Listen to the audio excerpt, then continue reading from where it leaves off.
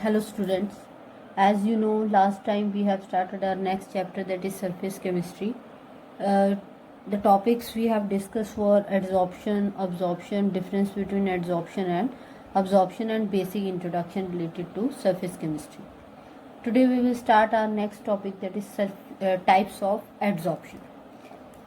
On the basis of forces of attraction between adsorbent and adsorbate, adsorptions are of two types. One is called physical adsorption and other is called chemical adsorption. Firstly, we will discuss about physical adsorption.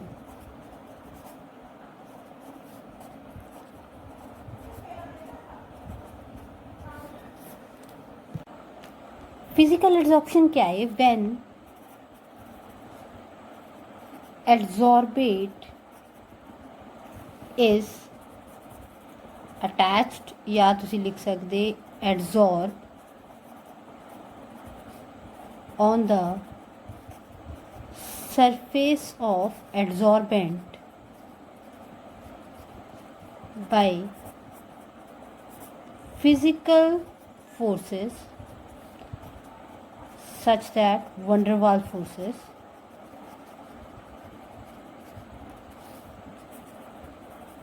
the adsorption is called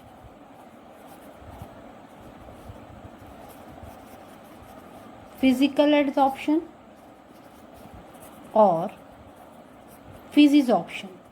Short name for physical adsorption, physisorption. ठीक है जी.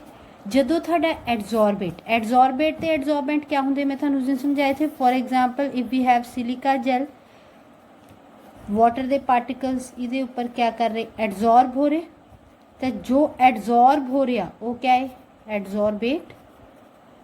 तो जिदे उपर adsorption हो रही है वो क्या है, एडजॉर्बेंट.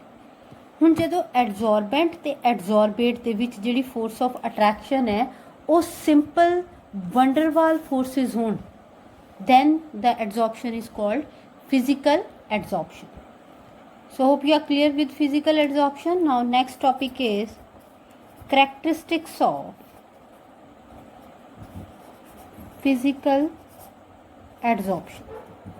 जी physical adsorption है उहदे क्या क्या characteristics है वो असीं इत्थे डिस्कस करांगे. सो साडी पहली करैक्टरिस्टिक है physical adsorption the, low enthalpy of adsorption. Enthalpy of adsorption क्या होंदी, वी हैव डिस्कस कि जदों एक मोल एडजॉर्बेट का एडजॉर्बेंट के सरफेस पर एडजॉर्ब हुंदा तो उस वक्त जिहड़ी एनर्जी रिलीज़ हुंदी that is called enthalpy of adsorption. मैं थानू उस दिन समझाया था कि एंथैल्पी ऑफ एडजॉर्प्शन जिहड़ी है वो एक्सोथर्मिक है. एनर्जी क्या होएगी, रिलीज़ होएगी. क्यों, क्योंकि एडजॉर्बेंट ते adsorbate they molecules they which क्या है, फोर्स ऑफ अट्रैक्शन है and attraction always lead to the release of energy. But हुण देखण वाली गल ये है कि फिजिकल एडजॉर्प्शन दे विच जिहड़ी फोर्स ऑफ अट्रैक्शन है वो weak van der Waals forces है. अगर weak van der Waals forces है इट मीनस अट्रैक्शन ज़्यादा नहीं है, तो इस करके एंथैल्पी जिहड़ी है वो क्या होएगी, लो होएगी. इस केस दे विच enthalpy of adsorption of the order of 20 to 40 kilo joule per mole के आस पास होंदी है. ठीक है, ज़्यादा नहीं होंदी, घट होंदी. Next characteristic is reversible in nature. जिहड़ी van der Waals फोर्सेज है वो यूनीवर्सल फोर्सेज है. जिथे होर कोई फोर्स नहीं होंदी उत्थे van der Waals फोर्सेज जरूर होंदियां. तो इसका मतलब है एडजॉर्बेट ते एडजॉर्बेंट दे विच जिहड़ी van der Waals फोर्सेज है वो हमेशा रहूंगियां. तो इन्हां नूं रिमूव करना जिहड़ा है दैट इज़ क्वाइट ईजी. तो अगर एक फिजिकल एडजॉर्प्शन नूं तुसीं रिमूव कर दिओ, डिजॉर्प्शन कर दिओ तो वो दोबारा हो सकदी. क्यों, क्योंकि van der Waals फोर्सेज ही एग्जिस्ट होनी है, वो तो सारियां विच ही हुंदी है. सो इस करके जिहड़ी फिजिकल एडजॉर्प्शन है वो रिवर्सिबल होंदी nature they which. Next property is effect of temperature. Now with increase in temperature the physical adsorption decreases. ਜਿਹੜੀ rate है physical adsorption ਦੀ ਉਹ temperature increase ਹੋਣ ਦੇ ਨਾਲ decrease ਹੁੰਦੀ. ਹੁਣ ਇਹਨੂੰ ਅਸੀਂ ਦੋ ਤਰੀਕੇ ਨਾਲ ਦੇਖ ਸਕਦੇ ਹਾਂ। ਦੇਖੋ ਫਸਟ ਐਕਸਪਲੇਨੇਸ਼ਨ, ਸਾਡੇ ਕੋਲ ਐਡਜ਼ੋਰਬੇਟ ਹੈ, उस सरफेस ते क्या कर रहा, एडजॉर्बेंट के सरफेस पर एडजॉर्प्शन कर रहा, तो साडे कोल असीं इहनूं इदां लिख सकते एडजॉर्बेट स्लैश एडजॉर्बेंट। ठीक है जी। असीं उपर क्या डिस्कस किया कि जिहड़ी एंथैल्पी ऑफ एडजॉर्प्शन है वो क्या होएगी, नैगेटिव। एक्सोथर्मिक रिएक्शन है, डेल्टा एच क्या होएगा, नैगेटिव। ਹੁਣ ਅਕੋਰਡਿੰਗ ਟੂ ਲੀ ਚੈਟਲੀਅਰਸ प्रिंसीपल, अगर ਅਸੀਂ ਇੱਥੇ ਲੀ ਚੈਟਲੀਅਰਸ प्रिंसीपल लगाइए ਤਾਂ ਅਸੀਂ क्या देखते, फॉर एक्सोथर्मिक रिएक्शन अगर ਅਸੀਂ टेम्परेचर इंक्रीज करिए तो रिएक्शन किधर ਨੂੰ जाएगा, बैकवर्ड डायरेक्शन से जाएगा। अगर बैकवर्ड से जाएगा तो एडजॉर्बेट तो एडजॉर्बेंट मॉलिक्यूल्स एक दूसरे तो क्या हो रहे, अलग हो रहे। इट मीनस एडजॉर्प्शन घट रही है, डिजॉर्प्शन हो रही है। ठीक है। दूसरी एक्सप्लेनेशन असी ये दे सकते काइनेटिक एनर्जी ऑफ पार्टिकल्स। अगर एडजॉर्प्शन मान लो हो चुकी भी, तुसी हुण टैंपरेचर इनक्रीज कर रहे, जो तुसी टैंपरेचर इनक्रीज करोगे that will go to the molecules of adsorbate in the form of kinetic energy. Adsorbate के मॉलिक्यूल्स नूं क्या मिल रही है, काइनेटिक एनर्जी मिल रही है। अगर उन्होंने काइनेटिक एनर्जी मिल रही है they will tend to leave the surface, वो सरफेस नूं क्या करने की कोशिश करोगे, लीव करने की कोशिश करोगे, क्योंकि हुण उन्हां दी काइनेटिक एनर्जी वध गई, स्पीड वध गई। तो जो सरफेस नूं लीव करने की कोशिश करोगे तो उहदे नाल एडजॉर्प्शन की रेट जिहड़ी है वो क्या हो जाएगी, डिक्रीज हो जाएगी। Next characteristic of physical adsorption is lack of specificity. जिहड़ी फिजिकल एडजॉर्प्शन हुंदी है वो स्पैसीफिक नहीं हुंदी, मतलब कि कोई भी एडजॉर्बेट जिहड़ा है वो किसी भी एडजॉर्बेंट पर क्या कर सकदा, फिजिकल एडजॉर्प्शन कर सकदा। As I have already told you कि जिहड़ी वंडरवाल फोर्सिस हुंदियां they are universal in nature. जिथे कोई फोर्स नहीं उत्थे वंडरवाल फोर्सिस होणगियां। तो वंडरवाल फोर्सिस तो सारिਆਂ ਵਿੱਚ ही होनी है। जो सारिਆਂ ਵਿੱਚ होनियां है तो इसका मतलब है फिजिकल एडजॉर्प्शन तो सारिਆਂ ਵਿੱਚ ही हो सकती। सो इस करके जिहड़ी फिजिकल एडजॉर्प्शन है स्पैसीफिक नहीं है। कोई पर्टिकुलर एडजॉर्बेंट किसी पर्टिकुलर कोई पर्टिकुलर एडजॉर्बेट जिहड़ा है वो किसी पर्टिकुलर एडजॉर्बेंट पर क्या हो सकता, एडजॉर्ब वास्ते ज़रूरी नहीं है, कोई भी एडजॉर्ब हो सकता। ठीक है। So it means physical adsorption दे विच कोई ज़्यादा स्पैसीफिसिटी नहीं होती। Next is state of adsorbate. जिहड़ा एडजॉर्बेट है उहदी स्टेट या उहदी फिजिकल स्टेट या किसी भी कैमिकल स्टेट दे विच क्या फर्क पैंदा, कोई फर्क नहीं पैंदा, क्योंकि ये फिजिकल फोर्सिस है। फिजिकल फोर्सिस होने करके एडजॉर्बेट ते एडजॉर्बेंट के आपस दे विच अट्रैक्शन करके कुछ नवा नहीं बनया। तो इस करके एडजॉर्बेट की जिहड़ी स्टेट है वो क्या रहेगी, सेम रहेगी in bulk as well as on the surface. Next our topic is chemical adsorption. जो एडजॉर्बेट के मॉलिक्यूल्स जिहड़े है वो एडजॉर्बेंट के सरफेस ते कैमिकल फोर्सिस या कैमिकल बॉन्ड के नाल अटैच होण तो असीं उहनूं क्या कहते हैं, कैमिकल एडजॉर्प्शन या कैमिजॉर्प्शन भी बोलते हैं। इस केसेस ज़्यादातर क्या होंदा, एडजॉर्बेट ते एडजॉर्बेंट दोनों दे विच एक कैमिकल रिएक्शन होंदा हैगा। ठीक है। तो कैमिकल बॉन्ड बनने, तो कैमिकल बॉन्ड जिन्हां विच बनदे है उस एडजॉर्प्शन असीं क्या कहते हैं कि कैमिकल एडजॉर्प्शन। तो क्या डेफिनेशन बन जाती, when the molecules of adsorbed molecules या adsorbate molecules are held on the surface of adsorbent by chemical forces or chemical bonds. The adsorption is called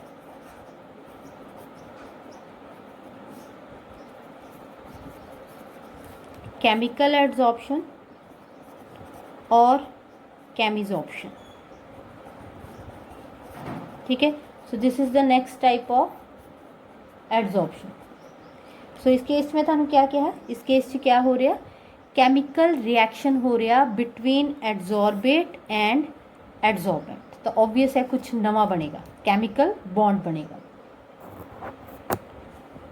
the next topic is characteristics of chemical adsorption. Chemical adsorption ਦੀਆਂ क्या क्या characteristics ਹੋਣੀਆਂ, ਜਿੱਦਾਂ ਅਸੀਂ physical ਐਡਜ਼ॉर्प्शन ਦੀਆਂ characteristics ਕੀਤੀਆਂ ਥੀਆਂ ਉੱਦਾਂ ਹੀ ਅਸੀਂ ਹੁਣ ਕੈਮੀਕਲ ਐਡਜ਼ॉर्प्शन ਬਾਰੇ ਡਿਸਕਸ ਕਰਾਂਗੇ। The first is high enthalpy of adsorption. ਜਿਹੜੀ एंथैल्पी ऑफ एडजॉर्प्शन है, as we have discuss earlier, that it is releasing exothermic reaction है। एनर्जी क्या होएगी, रिलीज़ होएगी। तो मैं थानू ये भी गल दसी थी कि रिलीज़ कितनी एनर्जी होएगी वो किस गल पर डिपेंड करेगा कि एडजॉर्बेंट ते एडजॉर्बेट दे मॉलिक्यूल्स दे विच कितनी अट्रैक्शन है।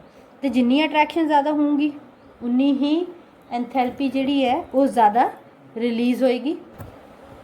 कैमिकल फोर्सेस होने करके अट्रैक्शन जी है वो काफ़ी ज़्यादा होएगी। जो अट्रैक्शन अगर बहुत ज़्यादा है तो रिलीज़ ऑफ एनर्जी भी काफ़ी ज़्यादा है। तो इस करके कैमिकल एडजॉर्प्शन के केस दे विच एंथैल्पी ऑफ एडजॉर्प्शन काफ़ी हाई होंगी, about 80 to 240 kilo joule per mole की रेंज की होंगी है। ठीक है।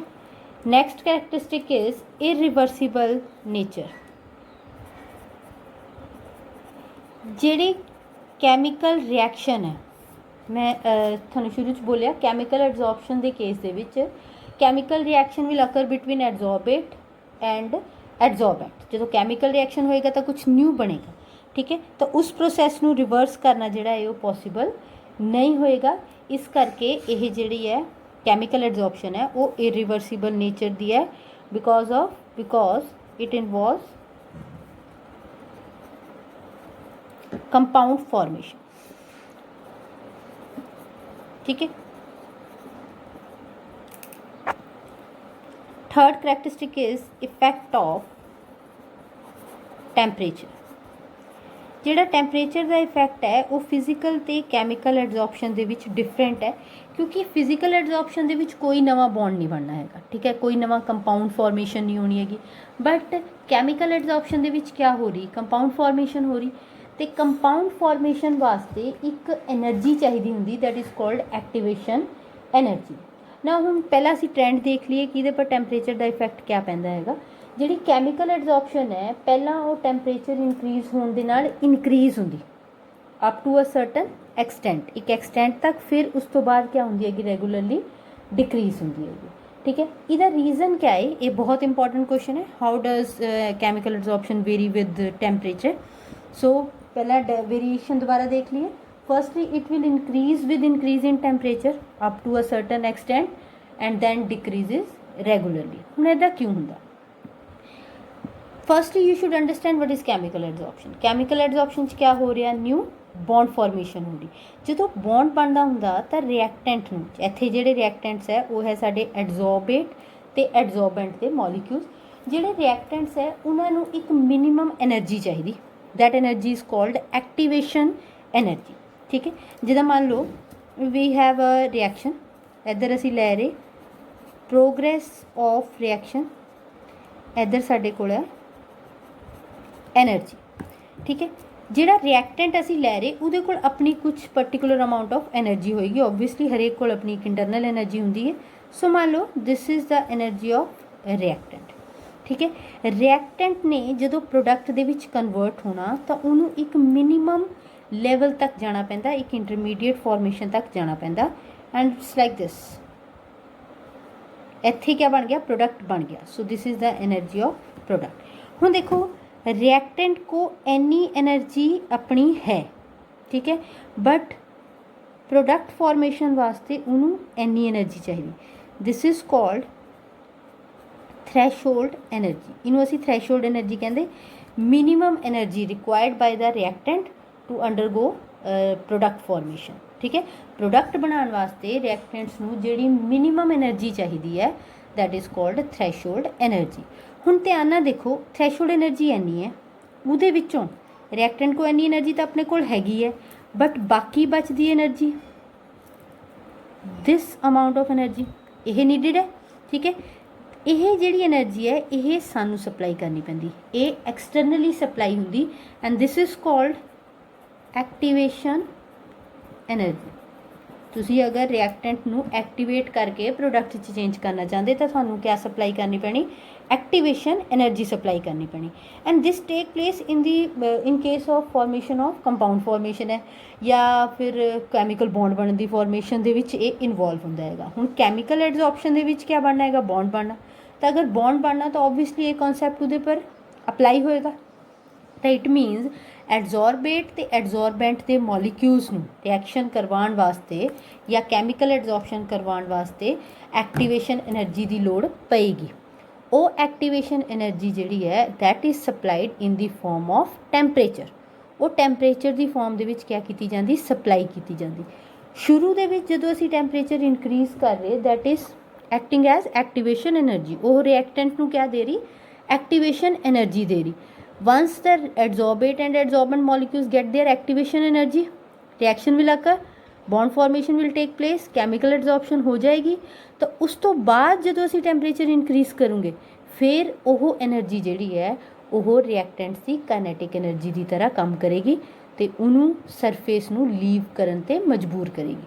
सो इट मीनस उस वेले फिर कैमिकल एडजॉर्प्शन क्या होएगी, डिक्रीज़ होएगी।